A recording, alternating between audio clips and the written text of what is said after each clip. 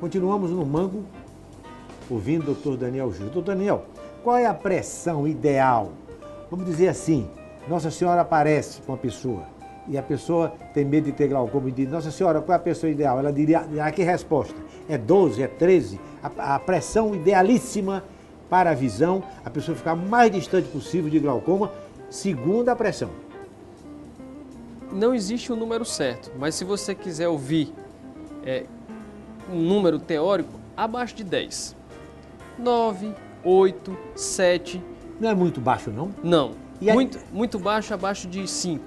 Mas 8, 9, é muito raro você ter glaucoma com a pressão nesse nível, de 8 ou 9. Muito raro. Mesmo não sendo mais a pressão, o único fator regulador que deixou exatamente. De ser, como o senhor mesmo disse, né? Exatamente. Mas eu já vi casos em que o paciente tinha 10 de pressão e ele tinha um glaucoma. E pior, não estava controlado, com 10 de pressão. Agora, isso é raro.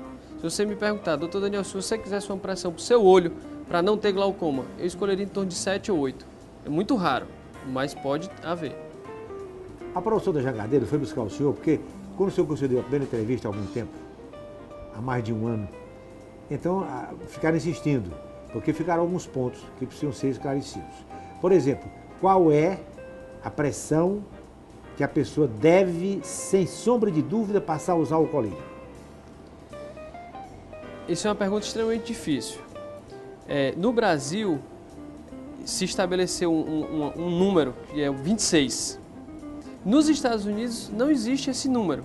E cada país tem um roteiro para tratamento de glaucoma. Aqui, 26.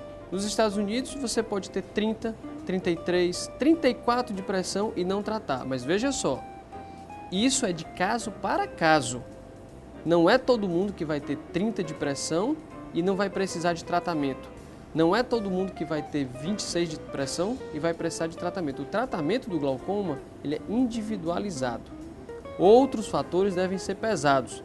Não só a pressão, você tem que examinar o nervo óptico, que é onde o glaucoma mais causa problema, é onde o glaucoma é uma neuropatia óptica. Então, o que vai morrer no olho, o que vai ser danificado, é o nervo óptico. Então, o exame do nervo óptico é fundamental.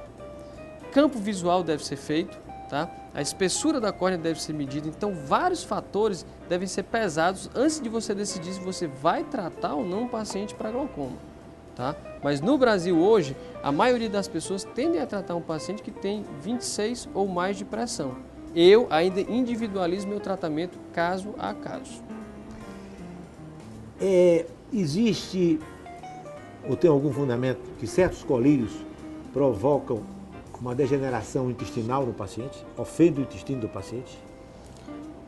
Todos os colírios para glaucoma, eles causam algum tipo de efeito colateral, tá? Se você for ler a bula desses colírios, você vai encontrar lá inúmeros efeitos colaterais. Todos eles têm. Claro que a chance de você ter algum problema intestinal com um colírio é mínima. Por quê? Porque você está colocando uma dose muito pequena no olho. Não é via oral, nem é na veia, no olho. Vai ter uma pequena absorção sistêmica, tá, daquele colírio, mas a dose do colírio já é pequena e a absorção pelo corpo é menor ainda. Tem chance de acontecer isso? Tem, mas é rara. Os efeitos maiores dos colírios para glaucoma, na maioria das vezes, são locais, no olho. São locais, não são no corpo.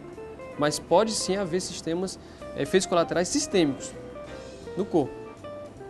Eu ouvi por aí que a pessoa começando a tomar o colírio, tem que tomar até morrer. É verdade? Não pode parar. É e não é.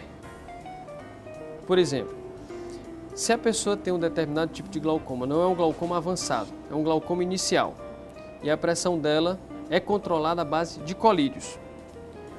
Muitas vezes, quando se faz uma cirurgia de catarata, a gente sabe que hoje em dia a cirurgia de catarata tende a baixar mais a pressão do olho. Quer dizer, é bom para o glaucoma. É bom para o glaucoma. Acontece que esse controle, às vezes, da pressão após a cirurgia de catarata, não é para sempre, não é eterno. Então, a gente às vezes pode suspender o colírio que você estava usando, se era só um colírio, como o timolol, que é um colírio fraco, você pode suspender às vezes após uma cirurgia de catarata, se a pressão for para um nível normal.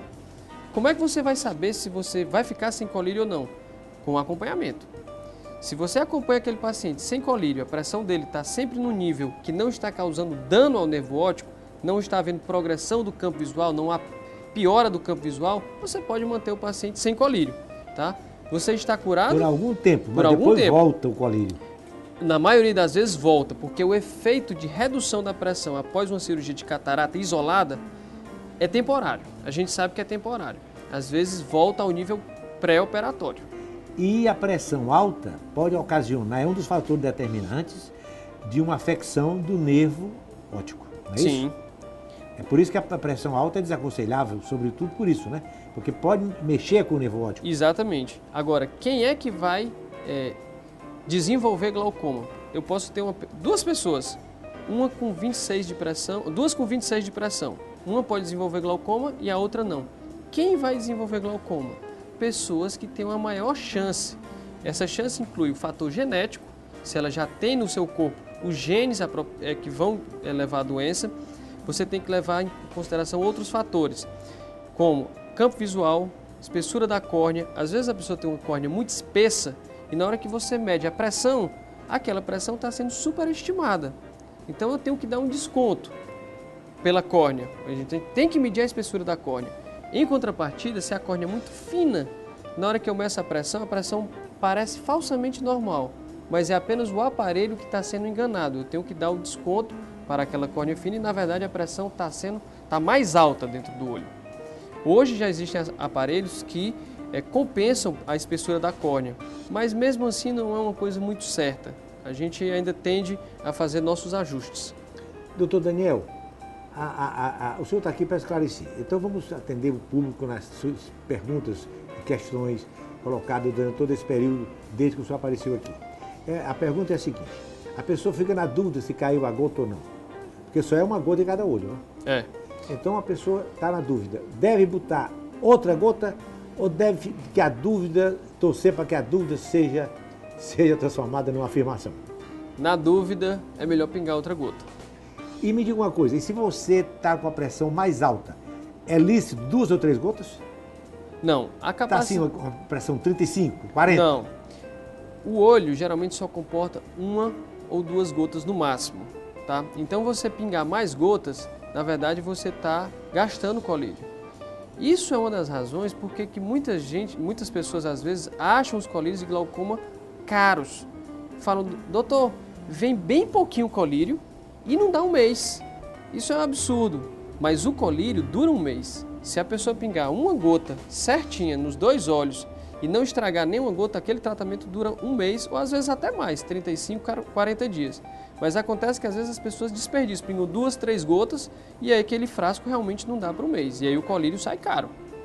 Doutor, sobretudo em caso de viajeiros, há uma certa dificuldade em manter o horário. Se a pessoa tem uma hora, digamos, 6 da manhã para botar o colírio, e a pessoa por qualquer razão ou dormiu demais, ou esqueceu, ou não sei o quê, então qual é o limite para que a vista não seja afetada? O portador de glaucoma, no caso. Então, por exemplo, 6 horas é a hora certa, 6 da manhã. Vai até que horas sem afetar?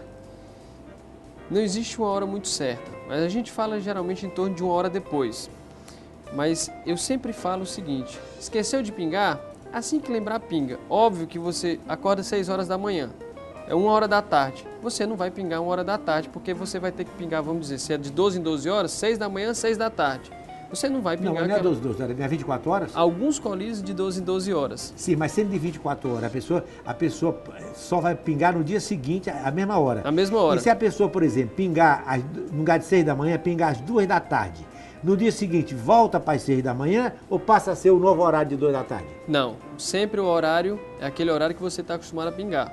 Se for 6 da tarde ou 10 da noite, sempre naquele horário. E esqueceu de pingar, dê um desconto de 1 hora, mais ou menos, mais pingue. Porque cada vez que você deixa de usar o colírio, é uma derrota para o seu olho. Então, se você pinga sempre às 9 horas e no outro dia, por acaso, você esqueceu, pingou no horário errado, na próxima vez, volte para o seu horário correto.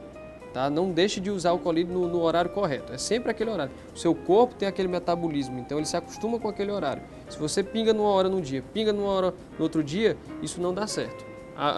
Pode haver um grande descontrole por causa disso. Até domingo.